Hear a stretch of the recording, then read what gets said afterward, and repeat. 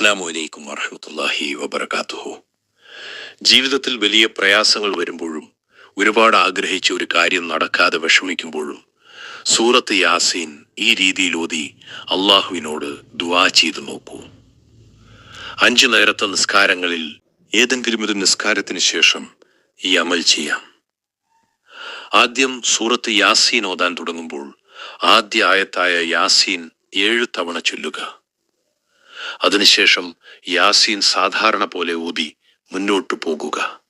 38-ാമത്തെ ആയത്തിന്റെ അവസാന ഭാഗമായ ذَلِكَ تَقْدِيرُ الْعَزِيزِ الْعَلِيمِ എത്തിയാൽ അത് 14 തവണ ചൊല്ലുക. ശേഷം വീണ്ടും ഓതി തുടരുക.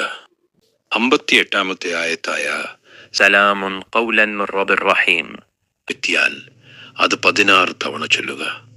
അതിനുശേഷം വീണ്ടും യാസീൻ ഓതി തുടരുക. 81-ാമത്തെ ആയത്തായ أَوَلَيْسَ الَّذِي خَلَقَ السَّمَاوَاتِ وَالْأَرْضَ بِقَادِرٍ عَلَى أَن يَخْلُقَ مِثْلَهُم بَلَى وَهُوَ الْخَلَّاقُ الْعَلِيمُ എന്ന ആയത്ത് 4 തവണ ചൊല്ലുക. ശേഷം സൂറത്ത് യാസീൻ പൂർത്തിയാക്കുക.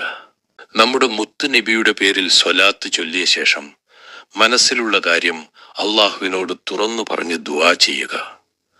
അള്ളാഹു നമ്മുടെ എല്ലാ പ്രയാസങ്ങളും എളുപ്പമാക്കി തരട്ടെ. നമ്മുടെ ദുആകൾ സ്വീകരിക്കട്ടെ.